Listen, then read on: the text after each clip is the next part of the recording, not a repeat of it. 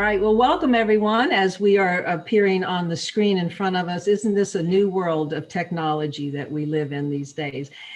So I wanted to welcome everyone. Thank you so much for being a part of this conversation. And I want to thank especially Freyja and Dr. Casey for being willing to have this conversation and for all the wonderful work that you do to help people heal. And I'm very excited that we've come together in this conversation. And I have no doubt that each and every one of us will benefit from what is shared today to expand our perception of healing and maybe be encouraged to explore a little deeper in our own healing some of these things that we're speaking about today. So I encourage you to be open and really feel what resonates with you and to trust your gut, what you need to do next for your own journey. And though I've been on many Zoom calls this past year, 2020, I still have not found my comfort zone. And so I will just tell you up front, this is a learning curve, but I get better with each one that I get to do. So just to take a moment to set up our container for our hour together, I'm going to open up with a sharing of my journey of healing and how and why we came to this conversation this evening. And then as a team, we're going to address the following questions around trauma. What is trauma and what does it look like? How does trauma manifest in the body and our behaviors? And what are the effects of unresolved trauma?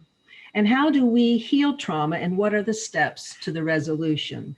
And then the last 10 minutes of our hour, we'll wrap up with a Q&A and give you all an opportunity to ask some questions. So you might want to jot some notes if things come up that you'd like to ask. So we look forward to that. So let me tell you a little bit about myself and my journey. I have been many things and many titles over 50 years of my professional life, but today I call myself a navigator and guide to the seasons of life. And I specialize in the season that we call death. But to sum it up, I'm a committed and passionate person about my growth and to become my true, authentic, free self, peeling off the layers over the years of the things that have kept that original light from shining as brightly as it could. And I just love to inspire and encourage other people to do the same. And so that is the intent of my conversation today.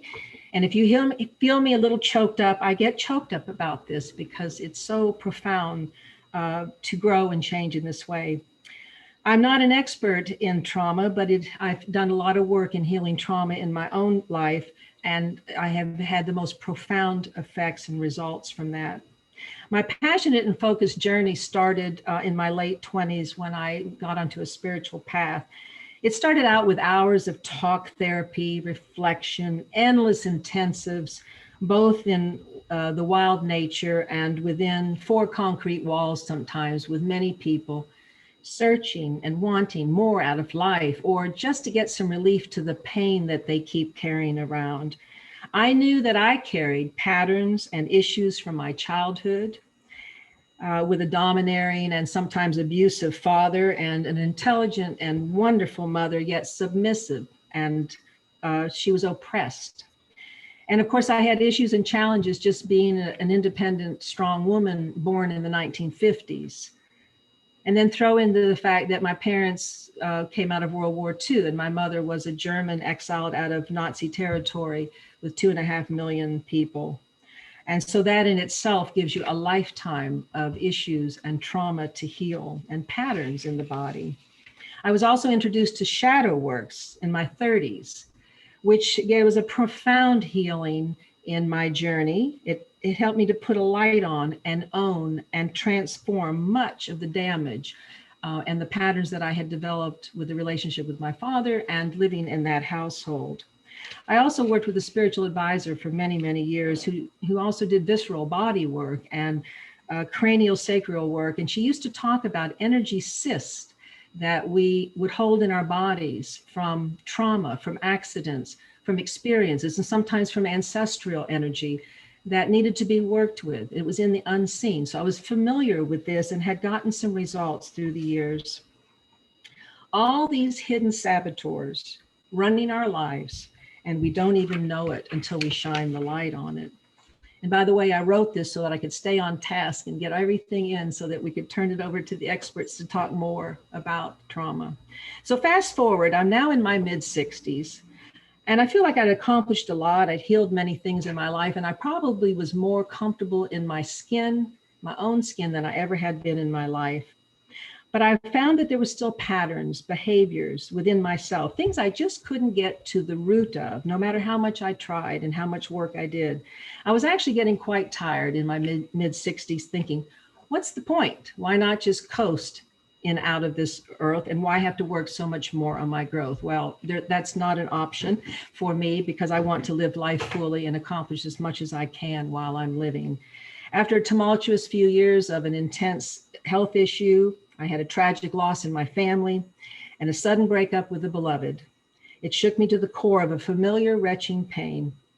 And though I handled it much better and differently than ever before, I was still finding myself swirling around the same old patterns. Once again, why do I keep doing this? Why does it never seem to really change? Just kind of different aspects of the same thing. And though I had been successful and accomplished in my work, why had I not really launched my work powerfully the way that I knew that I could and should in my life? What was holding me back? I was soon drawn to a conversation posted on Facebook, much like what we're doing tonight, led by Freyja Inanna and her husband. I loved what it invoked in me and signed up for a free consultation. And I knew instantly that this was my next step in my healing and maybe the path to the final thread to be pulled out so that I could really truly be my powerful feminine self in this world and ending these painful cycles. My mind tried to talk me out of it, but my heart and my gut is what I guided me. And I never go wrong when I listen to that. My body tells me a lot. I've been steadily working with Freyja from afar, and I look so forward to doing our personal work together when we can get back together in person. And I also have been suffering with back pain for many, many years in my adult life. And I blamed it on intense physical work with the catering and event planning, poor shoes, long hours on concrete, injuries. And of course, I was getting older. This is what getting older looks like. So just accept it, that this is as good as it gets. The conventional medical world told me that surgery was the only thing left for my back deterioration before I would find myself basically invalid. I've always taken an integrative approach to life and especially in my health care. And so I did not accept this as the answer, but it did scare me a bit. The last few years, I had dealt with a series of orthopedic issues. You know, they're all connected, even though Western medicine tends to treat them separately. It's all connected. And finally succumbed to surgery on a torn rotator cuff on my shoulder. And it is what woke me up to prevention, prevention, prevention. So I've been diligent with my PT exercises and self-care and strengthening. And I was functioning, but still in pain and never really healed and had to keep coming back for more help. And I accepted that was probably as good as it was going to get once again, until I met Dr. Casey. Again, auspiciously, another Facebook post for an integrative PT right here in Louisville, Kentucky, and a free consultation. Of course, I went, and Dr. Casey approached PT like I had never experienced it with any other conventional therapist. She looked at all aspects of my life. How brilliant, integrative approach, my style of health and healing. For the first time, my PT was encouraging my intentional breath and tightening and strengthening of my core as I did my exercises, engaging my whole being and encouraging my core to do the work, not my back. She also was very interested in my life and how I was in my life. And for example, she noticed that my personalities, I tend to make things happen. And she saw I was doing the same thing with my body, which was not really helpful. And she encouraged me to just pull back a bit and be kinder and more gentle. And it was powerful results, just that tiny shift, integrative. After 2 or 3 months, she noticed that we were indeed getting results, but not the results we wanted, which was to be pain-free and to not to have to come to her anymore. She simply asked, have you ever been sexually abused or had any physical injuries to that area of your body? It was a quick reply of yes. with vivid memories of both. And though I had done a lot of talk therapy and work around that, there it was again. She said, the next time we meet, we're going to take a different approach dealing with the trauma in your body. And within 2 weeks, I was pain-free for the first time that I could remember, and getting stronger and more self-sufficient in my daily activities ever since. I then had the aha moment of connecting the dot between these two ladies. This is the same approach to the healing work that I was doing with Freyja, which is freeing my powerful self to come forth. And it has to do with freeing these chains, identifying, releasing, and healing trauma, using the breath, strengthening the core of the body, and empowering who we really are. There has been so much love and support as we both practitioners have helped me to unwind this quagmire of assorted trauma now deeply embedded in my cell memory. I told Casey this was the most committed I have ever been in my life to being strong. She asked me why I thought that was, and I said, well, surgery and intense pain and not being able to take care of myself certainly woke me up. But mostly, I finally found something that worked, and it created real change. So I wanted these two phenomenal professionals to meet each other, and I wanted the world to know about their service. So that's what brought us together, and here we are. So I introduced to you Casey and Freyja in my story as a client of both of you who have gotten amazing results. And I look forward to your contribution to this conversation. And if you both would like to take just a few moments to introduce yourself, what you do, and then we'll get on with our question. Freyja, go ahead. Yeah. Freyja? Okay, I'll go. I'm Freyja Inanna.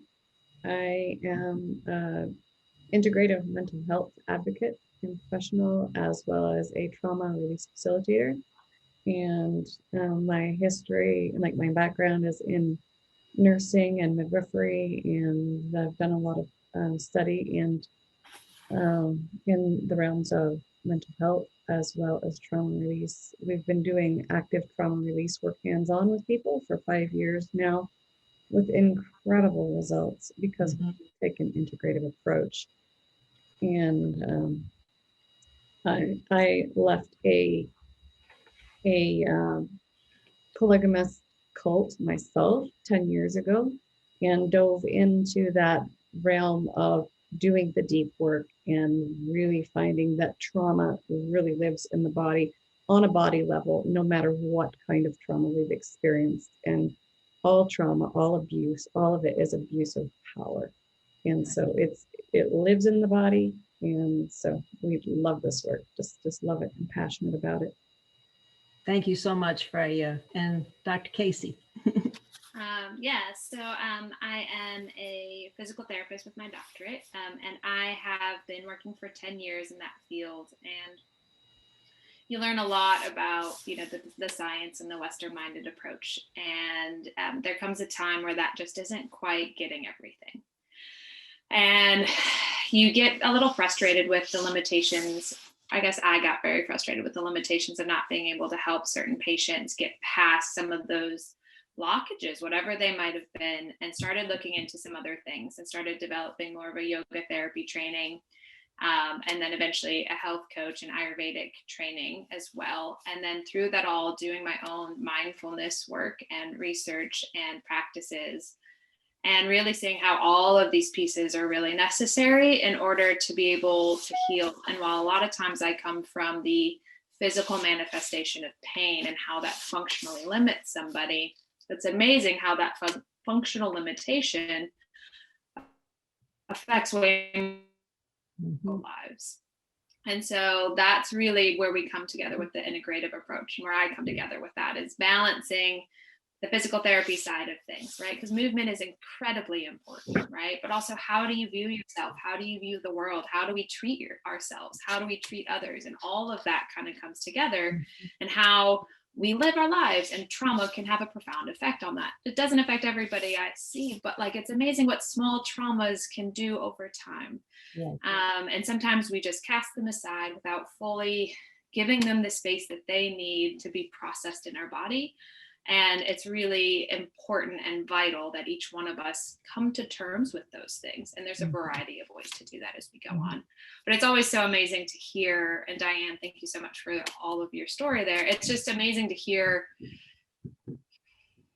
what seems like sometimes like small little steps, right? And small pieces of information that like just put a couple of pieces of the puzzle together and can totally open your experience. And so it's always like really amazing to hear a patient talk about those things, or a colleague or a friend. So thank you so much for right. Well, I'm grateful for both of you and what you do, and I can testify to the profound results you can get. And you know, trauma not only, there's things that are already in there, we're constantly accumulating trauma from daily living. So it's a constant work to learn how to work with it. So let's dive into our first question, which is, what is trauma? I went straight to the dictionary. An injury, such as a wound to living tissue caused by extrinsic agent, a disordered psychic or behavioral state resulting from severe mental or emotional stress or physical injury. Trauma, to me, my experience has been that there are things that happen to you, both in your ancestral lineage, in your life, things that have happened to you, accidents that leave an impression, a memory. It lodges into the brain, into the nervous system, into the memory of the cells, and it stays there until it is addressed. And it can come from many different forms, and until there is a light shown on it, it tends to stay in the dark and drives your life without us knowing it. What does it look like? For me, it looked like not fully living and being free in my life to be my authentic self. There was something that was always triggering that. It looks like dysfunction. It looks like repeated unwanted cycles and patterns, automatic reactions to things. No matter how much you know to do it differently, there's an automatic that happens. Depression, anxiety, sadness, lack of life force, low energy, surviving instead of thriving in life, and failure to achieve your desires and your goals and your dreams, and low self-esteem. Those are some of my experiences. And so I'd like to hear from the two of you. Casey, what is trauma and how does it show up? You know, so what I seem to notice more and more, which we'll even get into a little bit deeper, but a lot of times I find that trauma is when people are actually still stuck in the stress cycle, right? So in a lot of ways, they've actually never completed or completely experience and process the original event. And so as a result, just as you said, Diane, these things live in our tissues, they live in our being. We still have chemical processes that are happening in our body that in a sense continue to play it over and over and over again because we actually never get through to the other side. And there's several things that we can do to help get through that to the other side. But essentially what it looks like and what it feels like is you're stuck, right? Because you're in the belly of the beast still. And that's exhausting. It's frustrating. It's limiting, right? And just as Diane said, you get stuck where you're not living your life fully. You're not living in the present, and you're somewhat living in the past because you don't know anywhere else to be or any way else to be. And I think what's really important to know is it's not that you've done anything wrong, right? When we are living in that trauma, right? And when we're stuck in that cycle, we just haven't really been oftentimes given the opportunity to process everything, or nor have we really been taught how to, right? And given the space and the support that we need as individuals to really heal and work through it. So. And it's not always an easy thing to look at either. Yeah. No, yeah, exactly. I think that's a really common thing, is that we tend to avoid, right? We tend to avoid the things that are hard. Mm-hmm. But it's so worth it. It's so worth it to do. And that's where shining the light on the shadows, right, really makes a difference. And it can be scary. I remember being a kid and not wanting to go in the basement because it's dark down there, right? Like we all have these experiences of how scary it is to expose the light to places that normally don't have it, but how powerful and how transformative that is invaluable, right, in order to do. And how quickly the body responds to it. It responds very quickly. And how about you, Freyja? Oh, I'm just loving what both of you have said. All of that resonates with trauma. And I'd like to add to that the story of what we've experienced can literally be written on the body. So our bodies will actually form in the way we hold ourselves. We'll tell the story of those traumas. And so in psychosomatic therapy, that's what we learn, and how to really go into like what the story of pain in different places in the body is actually telling us can be the underlying emotional basis for that. And so when we experience something that reminds us in our bodies of a trauma we've experienced, then it'll bring up pain in those places, or triggers emotionally, which, like was mentioned, affects our relationships on all levels and creates those dysfunctional cycles of maybe choosing an abusive partner over and over and over, or not being able to respond effectively in stressful situations. And this happens because like a trauma is anything that stimulates the sympathetic nervous system response. And that can look multiple ways. That can be your fight or flight. It can be freeze state. It can be that tend and befriend or spawning response, where you're doing everything you can to make this person happy, because if you make them happy and do everything right, they might not kill you, right? So and also the numbness state, and a lot of people miss this one, because when we just tend to shut down our emotions and not allow ourselves to feel, that is also a trauma response. And every one of those states is a high state of sympathetic nervous system response, and it stimulates the overproduction of cortisol and all the stress hormones, right. And it has that effect on the body and the degeneration within the body that is caused by those things. And so, like, really feel into your body and notice when you have a pain in your body, where are you holding that pain, and like go into that place, and what comes to mind underneath that emotionally, that can point you to where that trauma is still activated in the body, and where and what needs to be worked on to heal that. Yeah. Wonderful. Thank you for all of that. And Casey, are you ready to go with question number 2? So our next question really looks at how does trauma manifest in the body in our behaviors. And so when I look at this from really my perspective and my experience, a lot of it ends up in physical manifestations, right?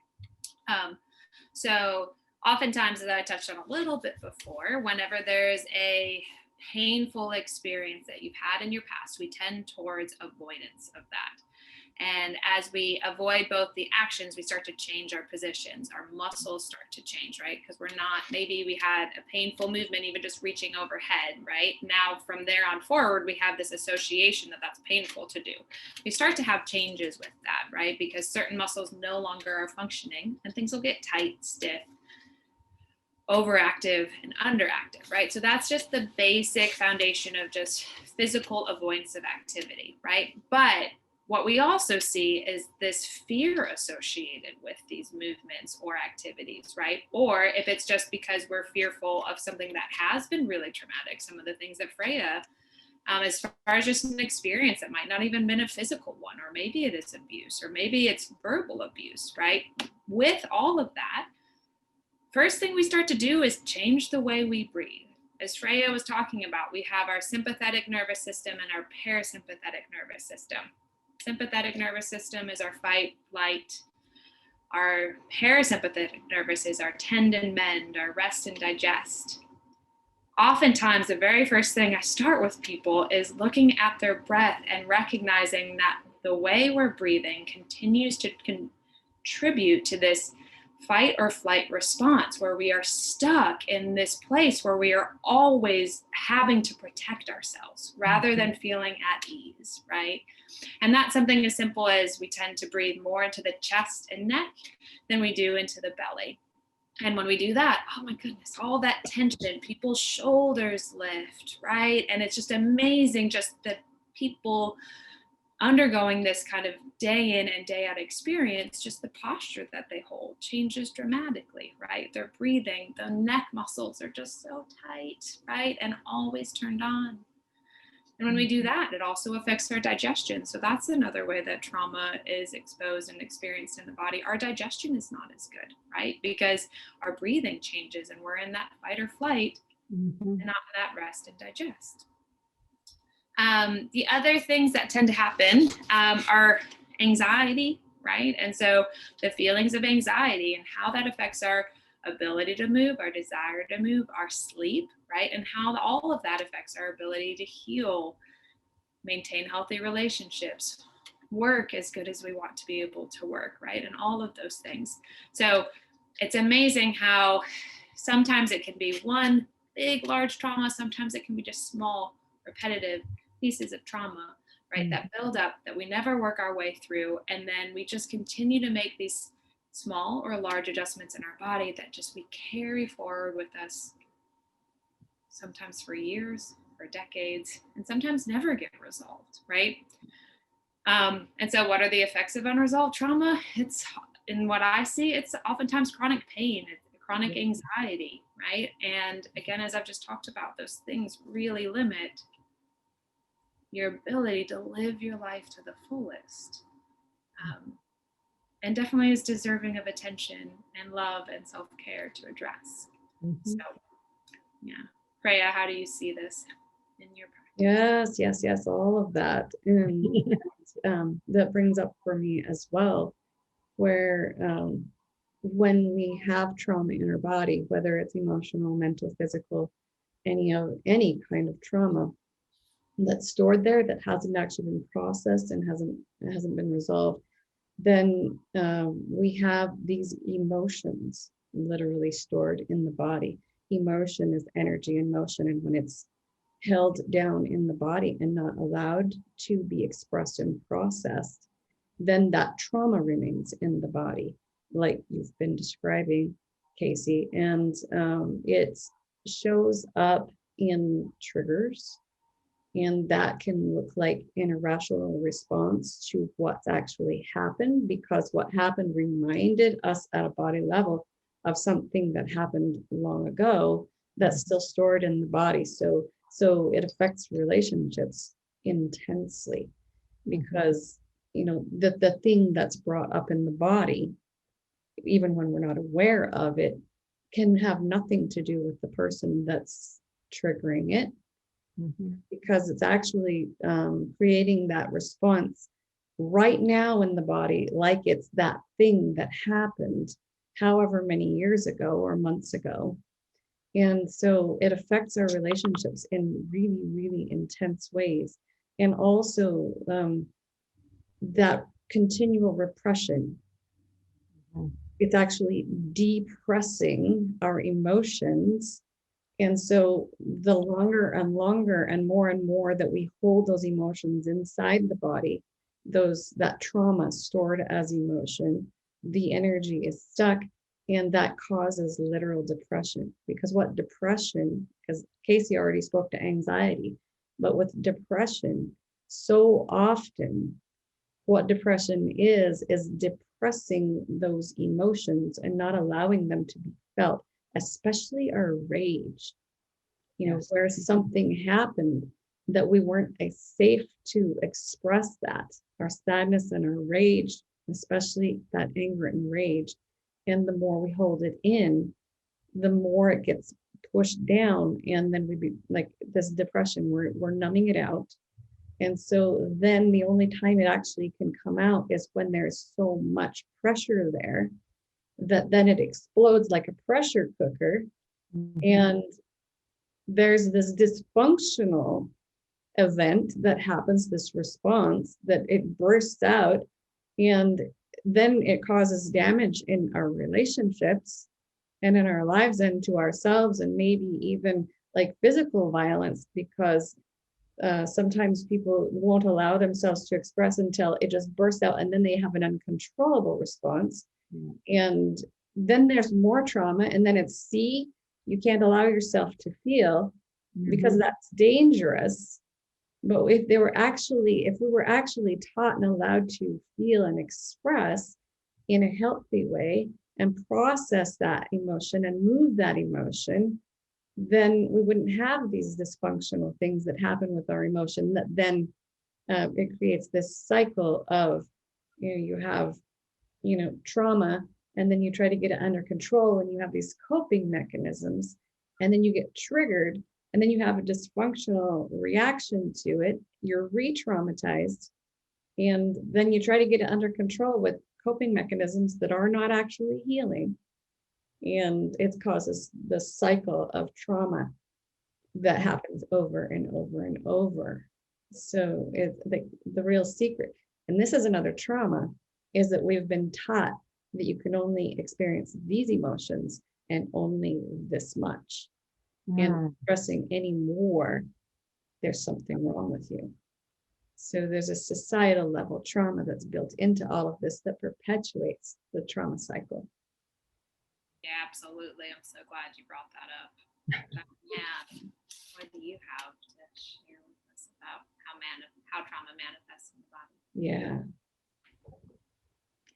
Well, just being listening to you, being aware of this in my body already begins the journey of the healing. So that awareness is so vital. And Casey, as you were talking about breath and how vital that is in our healing, when I first started coming to you, that was the very first thing you addressed, is that I did my exercises very consciously with my breath and tightening my core. At first, it was very awkward. It was foreign to me. To breathe any deeper than this, was beyond my understanding. To engage my whole body in the breath, I'd never heard of that, really. But within a few weeks, it began to be part of my pattern. Now it's almost in everything I do. When I walk, when I do anything, those things are feeding into the rest of my life. And that is what's so remarkable about this work, is the profound effect it has in your life. So are we ready for our third question, Freyja? Yes.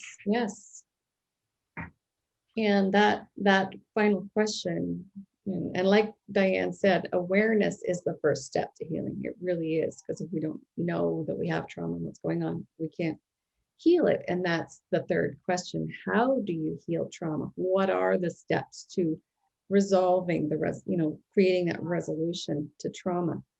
And that first step, awareness, huge. It's huge, because without that awareness, then we're not in a state of mind to actually take the steps to heal, because we think that we can just, make it work. We can push through, we can get this, or that there's something inherently wrong with us that's not fixable.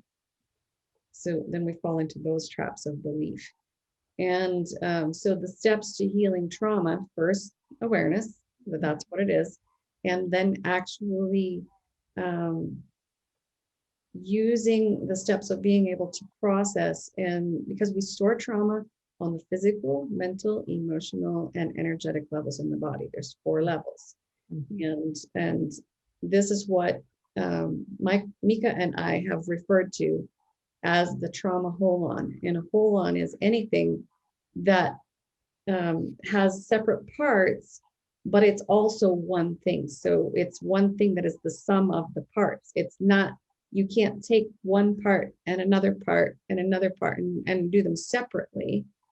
And, it'd be really lovely if we could release the emotional part of the trauma, and then later release the mental part of the trauma, and then later do the physical part. And it just doesn't work that way, because when we experience trauma, we experience it on all of those levels simultaneously. And so then we store it in the body on all of those levels at the same time, and it literally entangles itself in our nervous system. Mhm.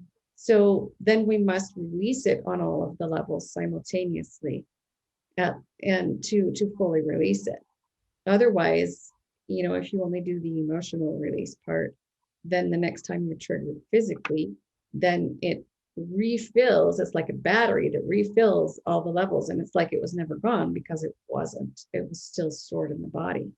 Mhm. So this is why someone who's, say, a sexual assault survivor, they can do lots of therapy and feel like they've made progress and they feel better and they think they got it healed. Then they get into a relationship with someone new and they try to have physical intimacy with that person. It gets triggered in the body physically, and then the emotional part all comes back. It's a vicious cycle, that trauma cycle. Mhm. So it's doing multiple modalities woven together in an art form that you can do simultaneously to release on all four levels: physically, emotionally, mentally, and energetically at the same time. And that's why these integrative approaches work when using single approaches tend not to. Mhm.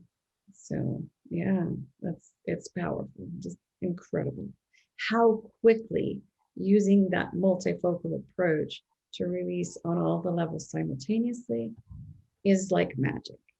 And it literally creates magical shifts in people's lives, and they hold themselves differently, and they show up in life differently, and they actually can discover who they are, because until you release all those things you're not, like those limiting beliefs and the trauma that's stored in the body, people have no idea who they are.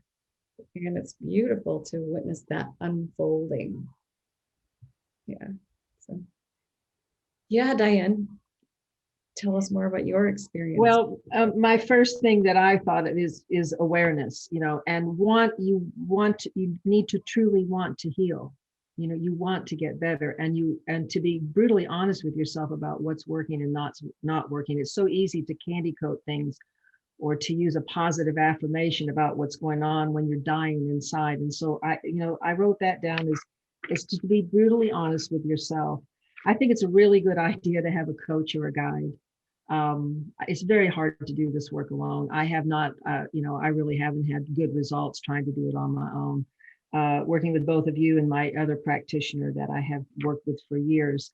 And I think it's vitally important that we ground ourselves in basic self-care while we're doing this, of food and water and sleep and all those things that we take for granted that are vital to our vitality, and to have the strength to go in and look at all of this. Practicing silence and relaxation, the breath. And I personally love music and movement and ceremony and ritual. Of course, I work with my own trauma, but I also work with people with end of life and death and grief and loss and that trauma. And I use a lot of those tools to support it, to engage the entire body. And I wanted to just share this quick little thing. I heard a story of an indigenous woman when she was asked what was different between her culture and our culture in the West. She said, the problem with Westerners is that we try to think our way out of everything, and we get in our heads. But in our culture, she said, we have something to resolve or to release. We get up and dance and drum together, and we engage our entire bodies. And so now we have the wisdom of our entire bodies guiding us through it. And that just makes me sizzle, because that's my experience. Movement is like one of the biggest things, and to engage the full body, because there's so much intelligence and wisdom in that. So that's what I have to share on this piece. I'll toss the ball to you, Casey. Yeah, I mean, obviously, there's already been several amazing things that have been brought to all of our attention on ways to heal and the multifactorial approach that is needed. In addition, as far as being aware and finding that awareness, like meditation and mindfulness practices are something that is really, really important, because again, as you continue on this journey, your brain is going to still fire, right? We're still humans, like it's still going to work. And as you kind of uncover one layer, there tends to be something else there, right? And having some space for mindfulness and meditation practice really helps you to gain awareness of some things that happen in the shadows as you're doing this work. She's already mentioned movement. I mean, obviously as a PT, that's something that's really, really important, but that not only just because of what I do, it's because the research really shows that exercise and movement, and it doesn't have to be going for a run, just as Diane said, dancing is like amazing for energy release and for endorphin rush and all of these things, right? The other thing that's important along with that is play. Have fun, right? Like you don't beat trauma by creating more trauma and stress, right? You like beat trauma by having fun and laughing and doing things you enjoy, right? And time in nature, right? How much time do we just spend in our four walls inside? If it's cold out, put on a coat and experience the world, right? And when it's beautiful out, go out and feel the sunshine, right? We are from nature, we are part of nature. And as we continue to separate ourselves, we lose so much. And it is amazing the research that continues to demonstrate how beneficial and healing time in nature can be. And so much of it is it gives you time to slow down and actually process. Because if you think about our world today, welcome to Facebook. I'm glad that we're all here and we can take advantage of so many of the wonderful things. But at the same point, we are getting constantly inundated with information. We are overstimulating our senses and we never get the opportunity to process things. But you go out in nature, what happens? Like all of a sudden you get to hear the birds chirping, right? You get to hear your sounds of your feet on the leaves on the trail, right? You hear the wind rustling through the trees, and it slows you down. It gives you some space and it heals you on multiple levels. So in addition to all of those things that Diane and Freyja so importantly, brought to our attention, there is still so much that are actually really simple things that can have profound effects. Excellent point. And I can't believe I didn't say nature, because that is where I go mostly, and it allows me to even slow down to know that there's even anything going on inside. We override so much in our daily lives. So I'm so glad that you gave so much attention to that. So I think we're getting close to our Q&A. Have we covered all the questions we planned? Not bad, ladies. We have. I'd like to just mention something about fear. Yes. Fear often, when we have trauma stored in our bodies, just that trigger response will bring up a fear, and people will come to, they'll feel like that if they are going to confront that trauma, process, release that trauma, that they literally have to re-experience the trauma, which is not true. To actually release it from the body. And they're going to have to allow themselves to feel the emotions that were stored and repressed at the time of the trauma, but they do not have to relive it. And sometimes this fear can hold people back from taking the steps and moving forward, and even finding a mentor to guide them through the process of it, because they have this belief that they're going to have to relive it. So I just wanted to address that. Well, I'm so glad you brought that in, and I will share this last thing around fear. The spiritual teacher that I worked with, and I was going through a great deal of fear with the change that was going on in my life, she encouraged me to invite the fear in, say, come into me. I'm not afraid of you. Show me what you have to show me. And in that, you find your power. That's when you get your power back, is by saying, come on, I'm not afraid of you. You're part of me. I want to understand you. And so thanks for, bringing this conversation to a close with that piece, because so many times we let the fear stop us. Feel the fear and do it anyway, and invite it in and embrace your darkness, your lightness, all of your being, so that you can be fully living in this world. So whatever we need to do to open up the questions, or are you all finished with this part? Yes, I'm going to allow any of you who would like to come on and ask a question, either to just speak up, like unmute yourself and then speak up, or type it into the chat if you prefer us to just address the question that way. Do you take insurance? I wish that they would let us bill insurance. Unfortunately, the work around trauma is not to that point. So Oh, shoot. Really? And neither with my end of life work and my navigating that either, but Dr. Casey does take insurance. Yeah, so there's two ways. One is as long as there is some physical manifestation and pain, Yes. physical function. And then we do take insurance. There's other things that I do as well that are on the side that are a little deeper into lifestyle stuff as well that isn't based on or covered by insurance. I'll tell you one thing though, I've never let that stop me from doing the work I need to do. When I've committed to something and my body tells me it's what's next, I find a way, as Freyja very well knows, because when I made a commitment to her, it was not logical. It was a deep, heartfelt, this is what you need to do and you need to find a way. So, and I was so grateful that you do take insurance, Dr. Casey, because that really helped a lot for me. But I think that is a really important part. I've definitely had patients in the past who, and this is, every person is different, but there is a level of investment in yourself that changes your dedication to the practice. Yeah, I've definitely had patients come and I'm like, all right, well, you're doing great. Just make sure you're working on these things outside of here.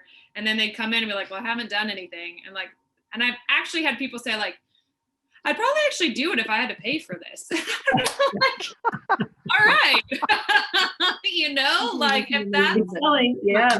Well, you know, being an integrative person, I have had to pay for most things out of pocket my whole life because insurance hardly covers anything that I'm interested in. So I'm kind of used to it. So yeah, same with me. And what I find is that if you get so much for that investment, if you really put your heart into the work, and it's worth it many, many times over. I wasn't thinking so much for myself as I was for perhaps others that could use your services, but aren't as don't have the resources that I might have. So right. Yeah. What's wonderful, I think all of us work in ways that you can go full tilt with us, or you can do little pieces. There's ways to join in groups and get it that way where it's a lot more affordable. And all of us have done a lot of helping people with or without pay because we're all so passionate about it. But there's always a way, and I love it that we have different ways of getting those results. So thank you for asking, though. Appreciate it. Yeah, I do wish that there was some way to at least have a percentage paid. So maybe at some point well, even your mental health therapy piece is not billable. No, yes, really? I'm using like multiple modalities combined even with that. I mean, look how long it took just for insurance to start considering paying for chiropractic or things like that. It took a very long time. So I think it's going to be a while before we can open up to so many more modalities, which I think would create a place where people don't get so sick in the first place. You know, it would change the whole healthcare system. May I ask a question? Yes. Thank you. First, ladies, this is such a lovely program this evening, and Sharon, thank you for your both personal and professional experience. My question has to do with, especially in light of, I can't remember if it was today or yesterday, we've just had the Holocaust remembrance. And I have noticed in myself the last 4 years, this bigger sort of thing happening. And so I think the question I'm trying to get at is when we have historical times like, and I don't mean to say the last 4 years has been like the Holocaust, but it's been, in my experience, been something that I've lived through. and how to approach dealing with triggers that are happening in more a broader perspective, not a personal perspective, like watching what happened in the Capitol, for example, back earlier this month. A ton of stuff for me, but it's not me directly. And so approaching The collective. yes, yeah. It is. I feel like that was a really unclear question. Tim, are you speaking to collective trauma or generational trauma or both? Kind of both. I'm aware that with regard to U.S. recent politics and the political climate, that's brought up father stuff for me. So there is a very personal component, but there's also this broader, we've been recently in what has been for me a really intense and frankly scary 4-year kind of experience. And so yeah, how to think about approaching these kinds of experiences that may perhaps be different than just when I can look at my own life and connect the very particular dots. I can speak to that on some level here, and we process all of that kind of trauma in the same way we process our own personal trauma, and to approach all of this from a place of curiosity and compassion, both for yourself and for other people, and notice when people are acting triggered, they're responding in a way that is triggered, that is from their trauma. And you're right, you're seeing this so much in the political situation and how people are attacking each other. And it's like they're being manipulated through fear on both sides of the political spectrum, and it is very on purpose. And so for us to really come to this place of being grounded in our bodies, doing our own work to heal our own trauma, and using that curiosity to go, oh wow, yeah, that person's acting like an asshole, but this is a trauma response in them. And being open to seeing and having that curiosity and responding to things in a way that brings people back to a place of compassion and curiosity and an appeal to their humanity, to reawaken that humanity. People have lost their humanity in all of this. And it's all about the right wrong game, which is another societal trauma that's at play in the world right now, is that there's something inherently and morally wrong with you if you are wrong about anything. And people will literally fight a war to defend a lie, that because they don't want to believe that they were deceived and that they were wrong. This is a huge trauma in society right now. I'd like to respond briefly to this. Since my mom came out of Nazi Germany, I will share just quickly, when this all started 4 years ago, I had a reaction that was beyond understanding of trauma in my body, where I almost crawled up the wall screaming. It was bizarre to watch it emerge out of my body. And I have worked with this my whole life, but it has gotten very intense in the last 4 years, Tim.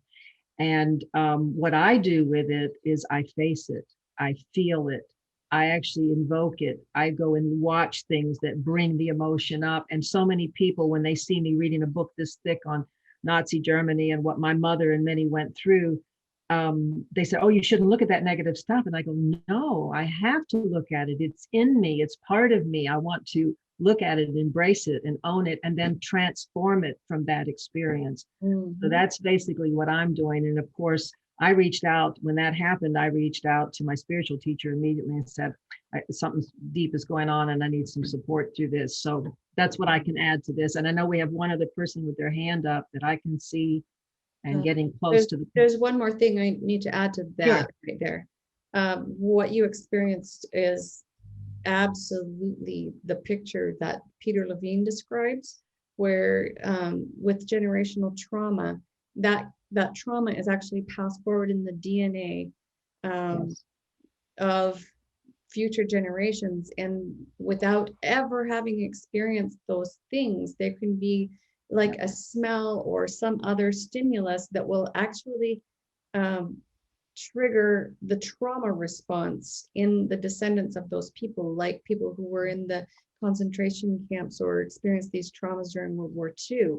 And this was demonstrated in an experiment that they did with mice, where these mice were put in a cage and they would release this cherry blossom scent into the cage, and then immediately afterwards the mice would be shocked through the feet of the floor of the cage. And so they got these mice conditioned to, as soon as the scent was released, they would go into trauma response without ever having a shock. And then they did nothing with them. And 5 generations of mice later, they didn't do anything to the other generations. But in the 5th generation, they did this release of the cherry blossom scent, and those mice went into trauma response, never having been shocked. Oh, So we literally carry the trauma response forward in our DNA until we process it, like you're speaking about, and doing the work, like the work to release on all the levels, all 4 levels, that trauma that was passed on to us. And then we no longer pass it on to our children. And yeah, if I could just add one small thing, like according to Ayurveda, which has now been proven in science, is like we carry up to 6 or 7 generations ahead of us, right? So it is in there for a long time. But the other thing that I think is really, really important to recognize, an important practice, is like, it's both and, right? So yes, there is definitely trauma that is real life going on in the moment, right? That we are watching. And while, yes, Diane's absolutely right, you need to allow yourself the opportunity to experience it, because when we avoid it, it actually just grows stronger. One of my all-time favorite quotes is, "What we resist persists." The harder you fight to avoid something, the harder it knocks on your door and bangs down to get your attention, right? So it's definitely not avoiding or closing the door. But at the same point is also not failing to recognize that even though there's that stuff going on, there's still plenty of beauty out there, right? Like this morning, God, the snow in Louisville was gorgeous, right? Taking a 12-minute walk, hearing the snow underneath my feet. Now, does that change systemic racism? No, right? But does that systemic racism take away from the beauty of the snow? No, right? So it's both and. So not forgetting to do the things, even if it's one thing a day, whatever it is that always brings you back to centering and grounding, to find the balance amongst the chaos that, for better or worse, is always going to be there in some form. excellent point. Excellent. Because Tanya's had her hand up for a while. Yes, please. Tanya, can you unmute yourself?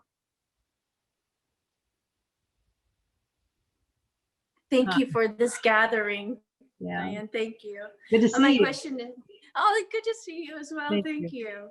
Will there be any in-person yoga classes given by anyone here? Not right now. No, okay. Okay. But I can make sure Diane has the information when ours do open up. But for now. Great. Thanks so much. Yeah, glad you're here. Thank you. Joyce, go ahead. Thank you. This has been very helpful and insightful. And oh my goodness, I'm so grateful. The pandemic isolation is something that has really caught me, I guess, feeling a great loss of companionship, even though I live alone and I've lived alone most of my life. I've always thought that was a good thing, but I've come to realize I need social interaction, particularly as an empath. Could you offer any insightful things for healing that can be done with regard to the pandemic isolation that we've experienced. And for myself, on top of that, was the loss of family communication because of politics.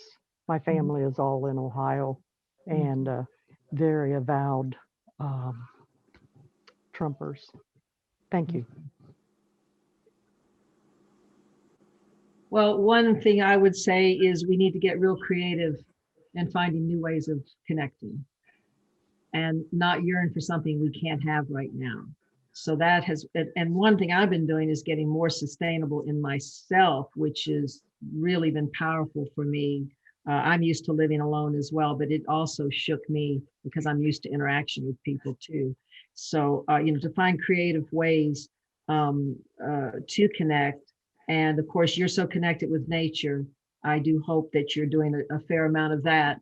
And with your critters. I find a lot of satisfaction in that, but this is a wonderful way to do it, to get into a group or, participate at this level while we can't be physically together. Anyone else have some suggestions or encouragement? One thing that's really, really important in all of this when we have a loss is to actually grieve that loss, actively grieve that loss, because this is a huge thing. You've lost family members, maybe not to death, but to belief systems that don't work together, to be able to have your own peace around it. But it's still a loss. And so to actually go through the steps of all the grieving process actively so that you can actually release that from your body, because it's stored in your body and it's affecting you in these intense ways. And whether it's the loss of being able to go out and connect in the same ways that we used to, or from the loss of these family members that are incompatible with your beliefs and way of being, that it's all a loss. It's an intense loss. Don't downplay it, but allow yourself to feel it and express it on the level, in privacy of your own space, so that you can actually let that energy and emotion move through you and be released. Yeah, in addition, I think as you have the capacity to grieve what it is that you're missing, what you've lost, you get the opportunity then to really recognize what it is that you do need, right? Which it seems like you're getting to that point. And that is where we come to that practice of gratitude, to recognize like this has been hard and I've given myself the time to process this. And as I've done that, I've really learned something extremely important about myself, right? To say what I do need is some sort of socialization. And what form does that mean? Now, yeah, we are in some really weird circumstances right now and situations, right? And so I would definitely encourage the opportunity to continue to see what's available online, spark that curiosity, right? Maybe it is like Diane's gotten in drum circles, right? Maybe it's something like that, or, different online yoga stuff, or just different groups that are talking about things that you find interesting. I've been doing a lot more Zoom over the last year. And, at first there was definitely some hesitancy about it. I was like, this is kind of weird. But over time, it becomes actually still a really amazing way to connect with people. And I can't tell you, as like somewhat of a former Luddite, where I was like, I hate technology. It's like the death of our world. I've definitely gotten to the point where I'm like, thank goodness for this, right? Like, oh my goodness, like, because without it, I would have never met Freyja, right? And I would not have had these opportunities. And like, yes, right? So let your curiosity lead the way and experiment, see what is out there. You might not like it at first. That's okay. That doesn't mean you're not going to like the next thing. So those would be my recommendations. Those are excellent. And I'm finding that I'm opening up to a whole new world of people that I would never have known. And they're more in alignment with who I really am. So that is the blessing of this too. It's honing that.